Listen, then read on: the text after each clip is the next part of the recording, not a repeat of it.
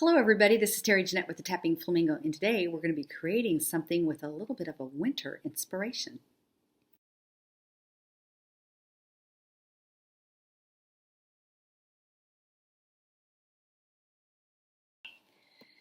So I'm going to show you some of the beads that I have picked out. I probably won't use all of them, but when I looked at the picture, it was mostly different shades of gray, all the way from very light almost to a white, down to a very dark gray almost to a black.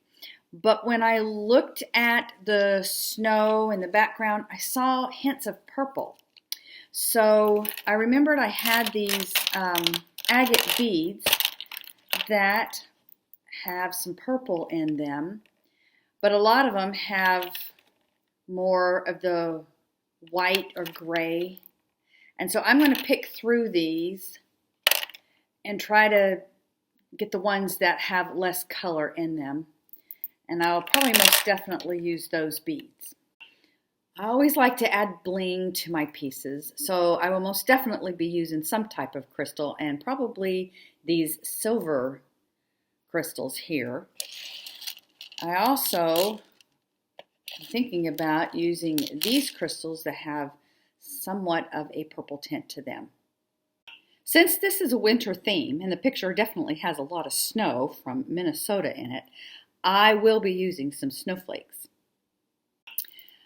I am contemplating on using these. These are actually, I was told, hematite. Hematite is more like this, non-magnetic, by the way, which I will be using these. They have the feel of hematite. They're pretty heavy. It just depends on how heavy this piece winds up being. I don't want it to be too heavy, but I may be using both of these in some fashion. Aren't these beautiful? They're a jasper that's been gold plated. I like to mix my metals, so I might be using these, even though I'm going to be using a little bit of silver tone in there, especially when I'm using my charms here. They will be silver. I might be using these too. They're just glass beads. These kind of have a little bit of a mirror centered to them, frosted at the top and the bottom.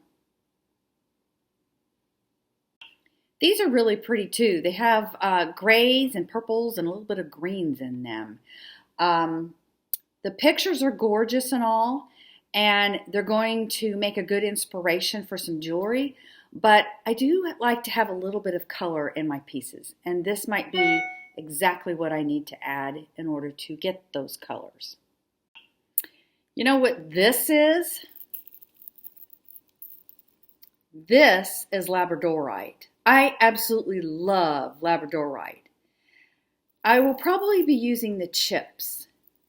They have a lot of iridescence to them, and I think this is going to be gorgeous in my piece. To brighten this piece up a little bit, I'll probably be using some of these and some of these spacer beads. So I've got all my beads chosen here, kind of have them laid out a little bit. I am actually going to lay them out more here just to kind of get a feel of what my project's going to look like. But I have decided to go ahead and make a memory wire bracelet. So let me go string these up, and I'll be back to show you my finished creation. So I've got the bracelet all finished. I used oval memory wire. It comes in round and oval. Like I said, this is oval. Let me start up here. After twisting my memory wire a couple of times just to make it secure, I added the beads. And so we have these shiny silver glass beads in between hematite. And then as we move here, we have the glass gray beads with the lavender purple crystals in between. And then we have the silver spacer beads along with the gold overlay of the jasper. And then we have kind of the clear, more smoky white with the, these are all glass beads. These glass beads in between are a gray with an aurora borealis to them. Then we move to the labradorite. Aren't those beautiful stones? And then we come to the agate that were purple. I picked out the ones that had least amount of color in them. And then I put the silver crystals in between. And then I finished it with a little snowflake here.